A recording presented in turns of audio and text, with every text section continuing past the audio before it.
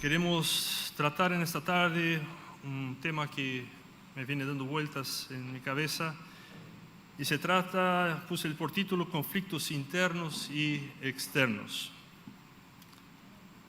Muchas veces conflictos externos nos provocan conflictos internos y en otras oportunidades conflictos internos nos producen conflictos externos.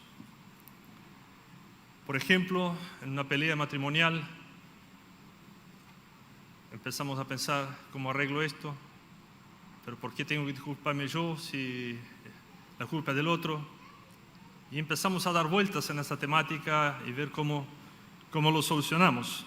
Un conflicto externo genera en nosotros conflictos internos de pensamientos y vamos generando estas vueltas que le damos en nuestra mente. Tenemos problemas, por ejemplo, en el trabajo, problemas grandes, nos equivocamos y vienen los pensamientos de inseguridad.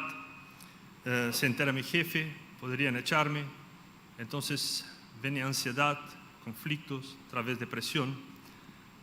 Así, digamos, cosas que nos pasan de forma externa nos afectan internamente. Pero por otro lado, en otras oportunidades, conflictos internos pueden provocar conflictos externos. Por ejemplo, cuando me entero de algún hecho que va contra mis convicciones o de cómo fui criado, cómo fui enseñado. Y esto genera un conflicto interno. Y si tomo acciones frente a esto, puede generar un conflicto externo. O sea, ¿cómo lo ejemplifico?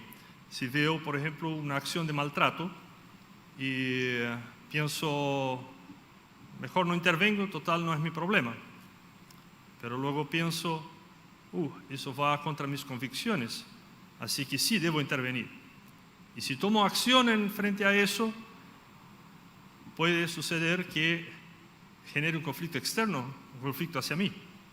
Me pasó hace muchos años que intervine en un conflicto entre dos hermanos y resulta que después los dos se volvieron contra mí porque no tenía por qué meterme, porque era un tema de ellos y ellos sabían cómo se iban a arreglar. Total, estaban acostumbrados a tratarse de esta forma, cosa que no me parecía, pero era tema de ellos. Así que un conflicto interno que tuve yo, intervengo o no intervengo, cuando intervine, se me resultó que generé un conflicto hacia mi persona.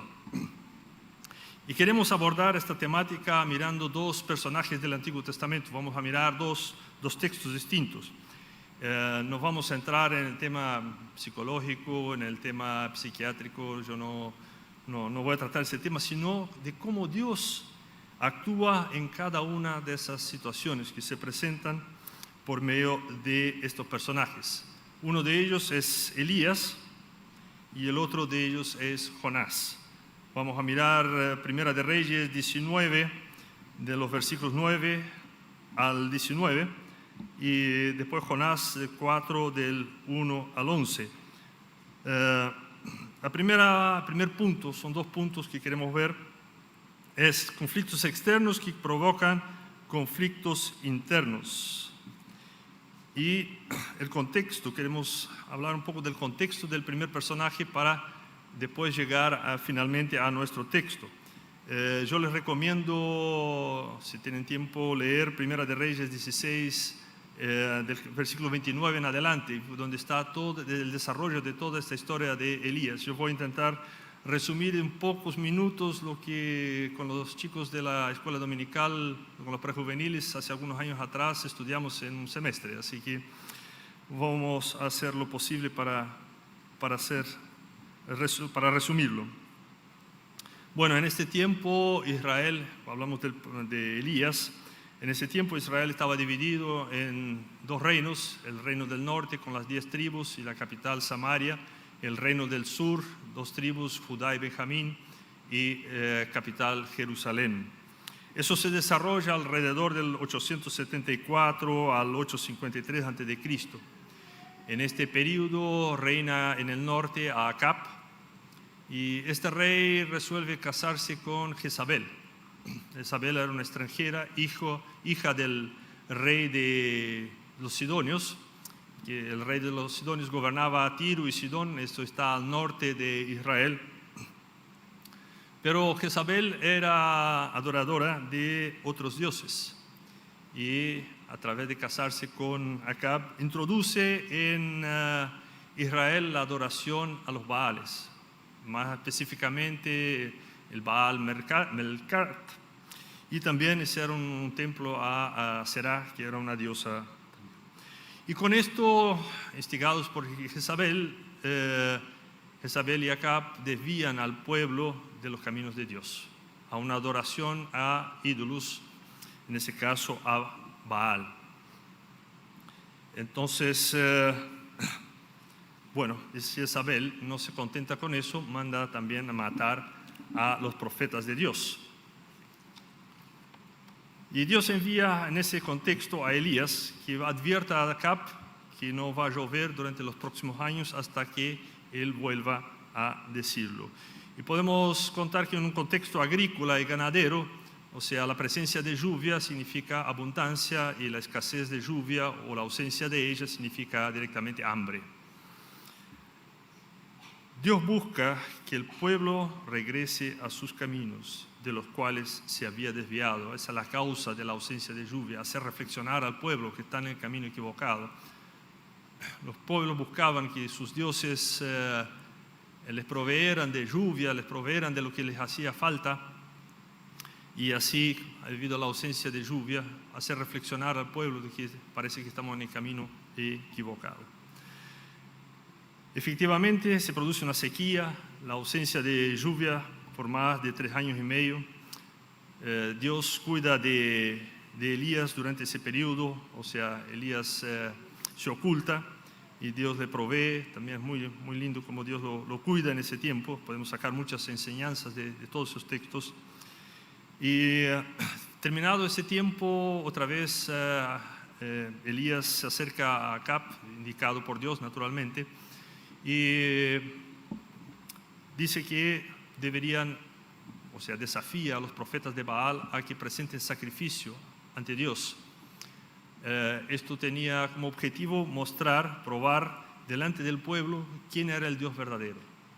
Y así lo hicieron en el Monte Carmelo. Se pusieron ahí los profetas de Baal, que en torno eran aproximadamente 450, y estos ofrecieron un sacrificio, o sea, se preparaba un animal y ellos tenían que pedir a su Dios, en el caso a Baal, que fuego descendiera del cielo. Ellos no podían prender fuego, sino que fuego descendiera del cielo y consumiera el sacrificio. El Dios que pudiera hacer esto era el Dios verdadero. Ellos, con un espectáculo dantesco, los profetas de Baal intentaron todo el día que bajara fuego del cielo para consumir su sacrificio y no sucedió nada. Al final, ya incluso burlándose de ellos, Elías ora a Dios y Dios provee del fuego y consume todo el sacrificio, probando delante del pueblo quién era el Dios verdadero. En ese contexto también Elías pide que lo apresen a los profetas de Baal y después los ejecuta. Posterior a esto, Elías vuelve a orar a Dios y Dios provee de la lluvia en Israel. Vuelve a llover sobre Israel. Jezabel se entera, por medio de Acab, de lo sucedido y envía un mensaje a Elías que lo iba a matar, un mensaje de muerte. Elías se asusta y huye. Viaja hasta el monte Horeb y se refugia en una cueva. Elías entra en un estado de depresión. Hasta acá y llega con el resumen y llegamos a nuestro texto. Primera de Reyes 19, del versículo 9 en adelante. Allí pasó la noche en una cueva. Más tarde la palabra de Dios vino a él. ¿Qué haces aquí, Elías?, le preguntó. Me consume mi amor por ti, Señor Dios Todopoderoso. Respondió él. Los israelitas han rechazado tu pacto, han derribado tus altares y a tus profetas los han matado a filo de espada. Yo soy el único que ha quedado con vida y ahora quieren matarme a mí también. El Señor le ordenó, sal y preséntate ante mí en la montaña, porque estoy a punto de pasar por allí. Como heraldo del Señor vino un viento recio, tan violento que partió las montañas e hizo añicos las rocas. Pero el Señor no estaba en el viento. Al viento lo siguió un terremoto, pero el Señor tampoco estaba en el terremoto. Tras el terremoto vino un fuego, pero el Señor tampoco estaba en el fuego. Y después del fuego vino un suave murmullo. Cuando Elías lo oyó, se cubrió el rostro con el manto y saliendo se puso a la entrada de la cueva. Entonces oyó una voz que le dijo: ¿qué haces aquí, Elías? Él respondió: me consume mi amor por ti, Señor Dios Todopoderoso. Los israelitas han rechazado tu pacto, han derribado tus altares y a tus profetas los han matado a filo de espada. Yo soy el único que ha quedado con vida y ahora quieren matarme a mí también. El Señor le dijo: regresa por el camino y ve al desierto de Damasco.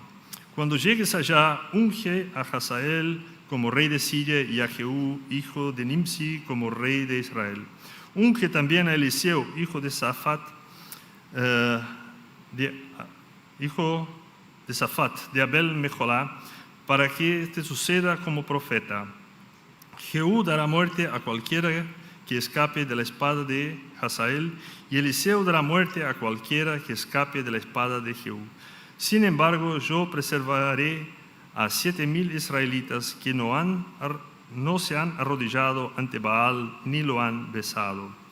Elías salió de allí y encontró a Eliseo, hijo de Safat, que estaba arando. Hasta acá con nuestro texto. Vemos acá que el conflicto externo generó en él un conflicto interno. Estaba luchando consigo, con sus sentimientos. A pesar de que había tenido experiencias exitosas con Dios hace poco, o sea, había triunfado frente a los profetas de Baal, también había experimentado todo el cuidado de Dios durante el periodo en que estuvo oculto de Acab y de Jezabel mientras duraba esta sequía. Dios le proveyó, Dios lo cuidó, y a pesar de todo esto, de toda esa experiencia anterior con Dios, entra en un estado de depresión. Parece que esa experiencia no era suficiente para librarle de este estado. Y esto muestra lo frágil que es nuestra mente. Hay diferentes tipos de depresión. Eso lo quiero para hacer un paréntesis acá. Yo estuve investigando un poco y hay una enormidad de diferentes tipos de depresión.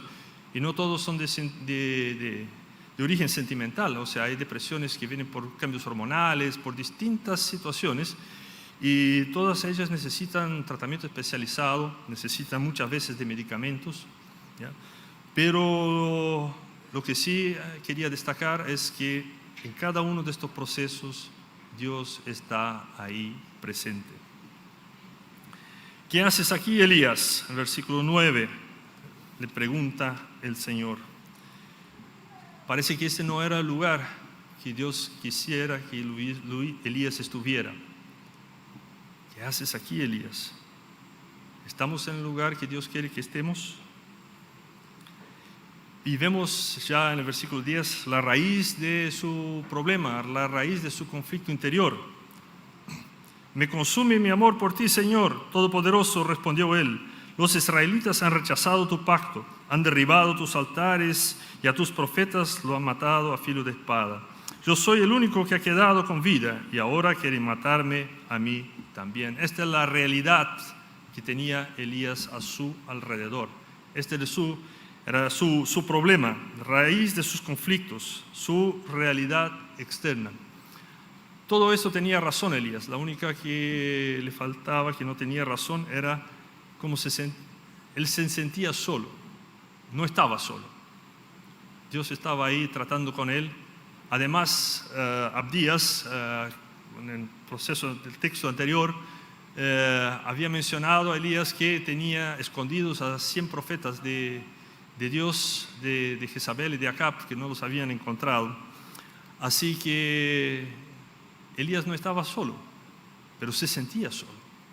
Y eso era lo importante. Él se sentía como él se sentía. Y Dios entiende cómo él se siente. Y empieza a tratar con él. Dice el versículo 11, sal y preséntate ante mí. porque estoy a punto de pasar por allí. En este momento de angustia, Dios quiere tener un encuentro con Elías. En medio de la crisis, Dios quiere tener un encuentro con él.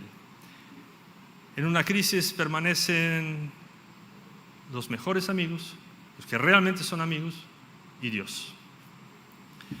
Probablemente Dios quería hablar con Elías en este momento, manifestarse a él, no solo hablar, sino que manifestarse a él, porque estaba más sensible a escuchar. Cuando estamos en conflicto, cuando tenemos problemas, estamos más sensibles y Dios nos quiere hablar.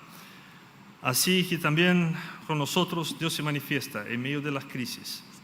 Está con nosotros, no nos deja solos. Pero cuando estás en la cueva, no ves más que las paredes de la cueva. Y Dios le pide, sal hacia afuera. Quiere mostrarte el panorama completo. Quiere mostrarte lo que no ves. Porque cuando estás en el problema, muchas veces ves solamente tu problema, pero no ves la salida que Dios tiene preparado.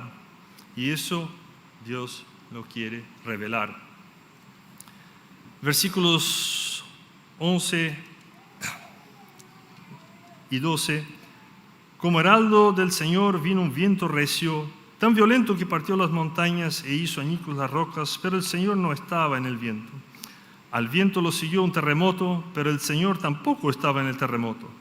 Tras el terremoto vino un fuego, pero el Señor tampoco estaba en el fuego. Y después del fuego vino un suave murmullo. Dios quería manifestarse a él en un suave murmullo. Tal vez Elías justamente le necesitaba esto, el consuelo, el aliento, pero no con poder encima. Él había visto el poder de Dios. Ahora necesitaba apoyo, necesitaba salir adelante. Pero no limitemos a Dios. Dios se manifiesta como Él quiere en cada situación. A Moisés, por ejemplo, se manifestó sobre el monte Sinaí, bajando en medio del fuego, hablando por medio de truenos, en medio de los truenos. ¿Para qué? Para que el pueblo creyera que realmente estaba hablando con Moisés. Manifestaciones distintas de Dios. Pero como Dios se manifiesta, no lo limitemos. El Señor se puede manifestar conforme su voluntad. Y en cada momento es un momento también distinto. Hoy Dios se manifiesta de una forma, mañana de otra. En el versículo 13 otra vez Dios hace la misma pregunta, a ver si ya Elías reacciona. ¿Qué haces aquí, Elías? Nuevamente la pregunta. ¿Cuán difícil es salir de la cueva?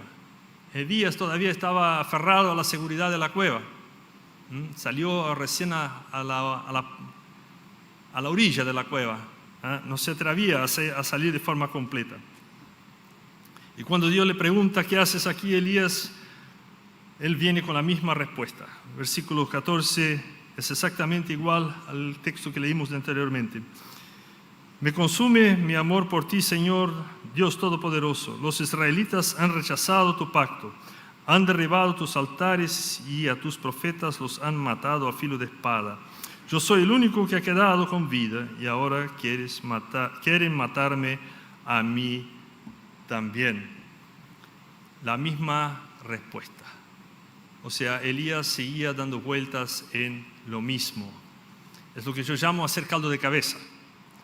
Con la cabeza en una olla con agua, una cuchara de palo y empiezas a dar vuelta. Y te quedas dando vuelta en el mismo problema, en el mismo problema, en el mismo problema. Lo que Dios quiere es sacar tu cabeza de la olla. Quiere que mires adelante. Los problemas van a seguir estando ahí, pero Dios quiere cambiar tu perspectiva de los problemas. Versículos 15 y 16, Dios ya tratando con Elías, le da tareas, le da algo que hacer. Elías, todavía tienes mucho trabajo por delante, así que levántate, anda. El Señor le dijo, regresa por el mismo camino, ve al desierto de Damasco. Cuando llegues allá, unge a Hazael como rey de Siria y a Jehú, hijo de Nimsi, como rey de Israel. Unge también a Eliseo, hijo de Safat, de Abel-Meholá, para que te suceda como profeta. Todavía tienes trabajo que hacer, todavía eres útil en la mano de Dios. Versículo 18 dice: sin embargo, yo preservaré a 7,000 israelitas que no se han arrodillado ante Baal ni lo han besado. Le muestra la otra perspectiva, le muestra la realidad, le cuenta que no está solo, que hay más gente que lo está acompañando, que también va a sufrir seguramente persecución. Además estaban los 100 profetas que parece que Elías se había olvidado de ellos. Y Dios no lo dejó solo, estaba tratando con él, rescatándolo de su conflicto interno, en ese caso la depresión. En medio de nuestros conflictos, Dios está ahí, intentando sacarnos de la cueva. Y Elías salió de allí. Versículo 19, la primera parte dice: Elías salió de allí y encontró a Eliseo, hijo de Safat, que estaba arando. Los problemas no cambiaron. Jezabel y Acab seguían reinando en Israel y seguían buscando para matarlo. La problemática seguía ahí. El conflicto externo estaba ahí. ¿Qué cambió? Cambió la perspectiva con la cual Elías enfrentó el problema. Cambió la perspectiva con la cual él veía la realidad. Dios puede cambiar la óptica con la cual vemos nuestros problemas y nuestros conflictos externos. Y con esto llegamos a nuestro segundo punto. Conflictos internos que pueden provocar conflictos externos. Vamos a mirar otro personaje. También recomiendo, ese es Jonás. También recomiendo leer el libro de Jonás, son 4 capítulos, bien cortitos. Y Jonás, profeta de Dios, también en el reino del norte, unos años más tarde que Elías y Eliseo, más o menos 787, 775, algunos comentaristas hablan de una otra fecha, pero dejémoslo así. Jonás es enviado por Dios, a Nínive, capital de Asiria. Asiria era un permanente enemigo de Israel. Era el pueblo que oprimía a Israel. Y la ciudad Nínive, ciudad símbolo de la opresión y crueldad, era una ciudad sanguinaria, con prostitución, brujería. Parece que todo lo malo estaba en Nínive, no tenía nada bueno. Y Jonás debe ir a esta ciudad enviado por Dios a advertir de un pronto castigo. Y si no se arrepintieran, deberían sufrir el castigo de Dios y serían destruidos. La orden de Dios genera un conflicto interior en Jonás. Jonás, ir a un pueblo enemigo, un pueblo opresor, a predicarles, efectivamente, lo mueve, cambia su sentido de justicia. Él tenía un sentido de justicia, el enemigo debería sufrir, debería ser castigado por Dios. Ese era su sentido de justicia, pero no era compatible con el sentido de justicia de Dios. Eso genera en él un conflicto.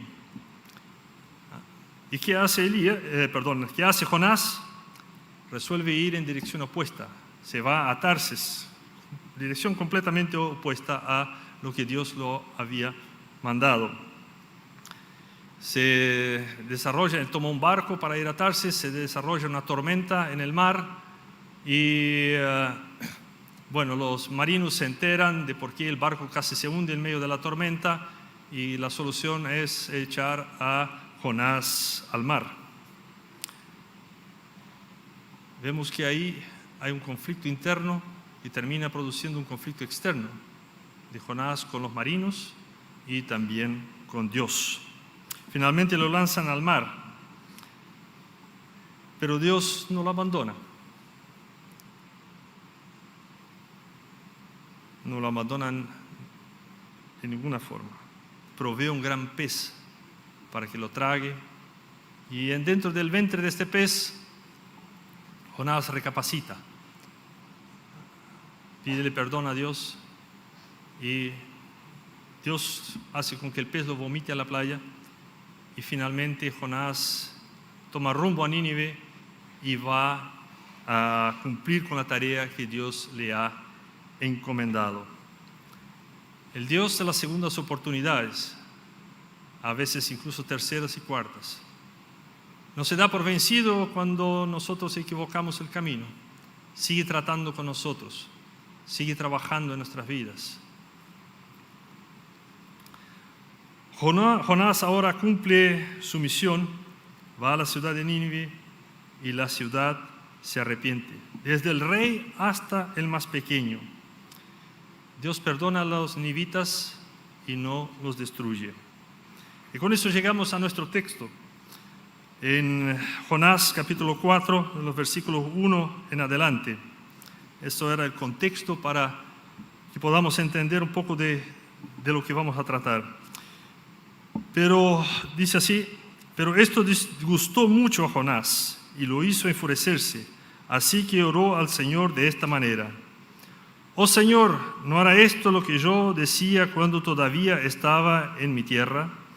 Por esto me anticipé a huir a Tarsis, pues bien sabía que tú eres un Dios bondadoso y compasivo, lento para la ira y lleno de amor, que cambias de parecer y no destruyes. Así que ahora, Señor, te suplico que me quites la vida, prefiero morir que seguir viviendo. ¿Tienes razón de enfurecerte tanto?, le respondió el Señor. Jonás salió y acampó al este de la ciudad. Allí hizo una enramada y se sentó bajo su sombra para ver qué iba a suceder con la ciudad. Para aliviarlo de su malestar, Dios, el Señor, dispuso una planta, la cual creció hasta cubrirle a Jonás la cabeza con su sombra. Jonás se alegró muchísimo por la planta, pero al amanecer del día siguiente Dios dispuso que un gusano la hiriera y la planta se marchitó. Al salir el sol, Dios dispuso un viento oriental abrasador. Además, el sol hería a Jonás en la cabeza, de modo que éste desfallecía. Con deseos de morirse, exclamó: prefiero morir que seguir viviendo. Pero Dios le dijo a Jonás: ¿tienes razón en enfurecerte tanto por la planta? Claro que la tengo, le respondió, me muero de rabia. Y el Señor le dijo: tú te compadeces de una planta que sin ningún esfuerzo de tu parte creció en una noche y en una noche pereció, y de Nínive, una gran ciudad donde hay más de 120,000 personas que no distinguen su derecha de su izquierda, y tanto ganado, ¿no habría yo de compadecerme? Jonás está enojado. Está enojado porque la justicia de Dios no concuerda con su concepto de justicia. El carácter de Dios es distinto a su carácter y entra en conflicto con Dios a causa de su conflicto interno. ¿Cómo reaccionamos cuando empezamos a descubrir que Dios es distinto a lo que conocíamos de Él o cómo habíamos sido enseñados? ¿Lo rechazamos o dejamos que nos enseñe? El Dios que yo creía conocer en mi juventud es muy distinto al Dios que conozco hoy. La búsqueda de conocer a Dios es una búsqueda permanente, es un aprendizaje permanente de ir conociendo y descubriéndolo a Él. Vemos con el versículo 4, Dios sigue tratando con Jonás, no lo abandona. No dije, ya cumpliste la tarea, ahora ándate para la casa. No, sigue trabajando en la vida de Jonás, sigue enseñándolo, sigue mostrando quién es él, cómo es él. Dios sigue tratando con Jonás. Jonás todavía espera que Dios fuera a destruir la ciudad. Vemos el versículo 5. Jonás salió y acampó al este de la ciudad. Allí hizo una enramada y se sentó bajo su sombra para ver qué iba a suceder con la ciudad. Todavía tenía esperanza de que Dios iba a destruir el enemigo, de que Dios iba a manifestar su justicia, manifestar la justicia como él creía que debería ser. La verdad que eso ha producido en él un conflicto. Yo también tengo conflictos en ese sentido. Por ejemplo, yo tengo conflictos serios con el tema de la criminalidad. Yo sería probablemente mucho más justo que Dios. Aplicaría la justicia, pero no aplicaría mi justicia, no la justicia de Dios. Entonces se genera ahí un conflicto. La verdad que la criminalidad me trastorna.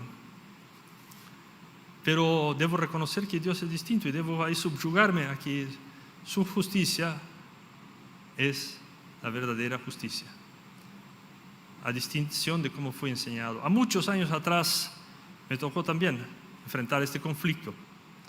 O sea, me tocó algunas veces ir a predicar a una cárcel en Valparaíso.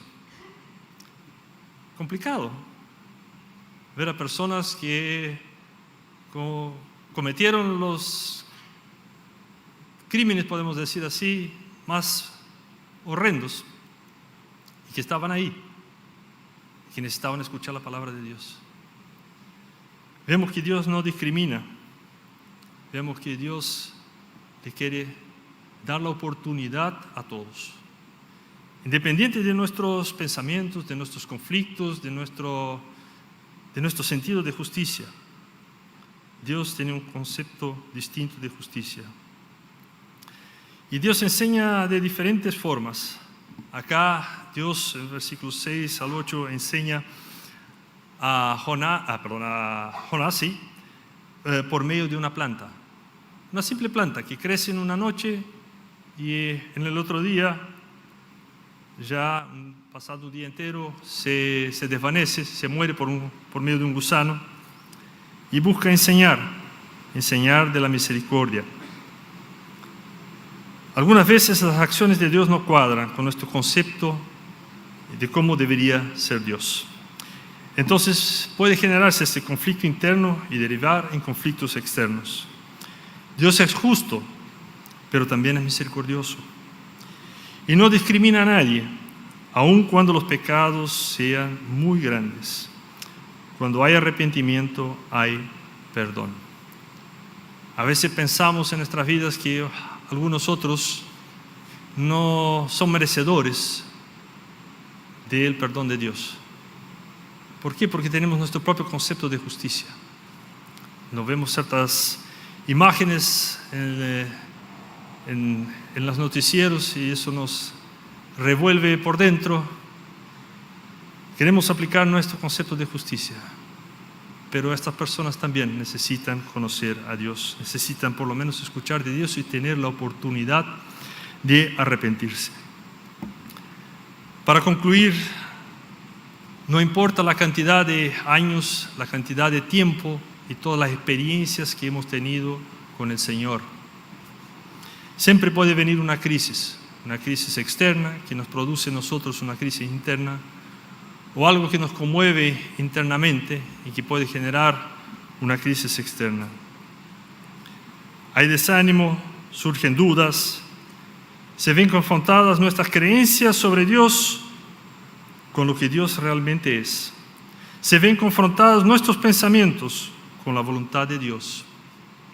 En ambos relatos vemos algo común. Dios estaba tratando con cada uno de ellos según su necesidad. Elías necesitaba ánimo, ver el panorama completo, necesitaba salir de la cueva, necesitaba ser rescatado por Dios de su depresión. Jonás necesitaba ser enseñado que sus pensamientos de justicia eran diferentes de los pensamientos de justicia de Dios. Debería aprender sobre la misericordia. Y algo concluyente, Dios no nos deja solos en nuestras luchas internas o externas. Está ahí tratando con nosotros. Está en nosotros hacerle caso o no. Oremos. Querido Dios, damos gracias. Gracias, Señor, por las segundas, terceras y cuartas oportunidades. Gracias por tu misericordia para con nosotros. Gracias, Señor, que tú quieres rescatarnos cuando estamos en crisis. Gracias, Señor, que tú no nos dejas solos, independiente de la situación. Señor, tú quieres que veamos el panorama completo, que independiente de los problemas que estamos enfrentando, tú estás en control. Tú estás a nuestro lado, nos acompañas, nos animas, nos enseñas. Señor, cambias nuestros conceptos de justicia, te muestras cómo eres, Señor. Ayúdanos en ese crecimiento, ayúdanos en ese conocimiento, en conocerte a ti como eres realmente, Señor, y a hacerte caso en nuestras vidas. Señor, damos gracias por tu amor, por tu fidelidad. Damos gracias, Señor, por estos personajes que nos enseñan, Señor, de tu cercanía tanto a ellos como a nosotros. Y tú eres el mismo ayer, hoy y por los siglos. Así que, Señor, acompáñanos en este crecimiento, acompáñanos en medio de nuestras dificultades, de nuestros conflictos, Señor. Sabemos que estás ahí con nosotros. Señor, muéstrate como tú quieres en tu momento, Señor, y en cada situación. Y, Señor, haznos acercarnos más y más a ti. Damos gracias, Señor. Pedimos tu bendición. En nombre del Señor Jesús. Amén.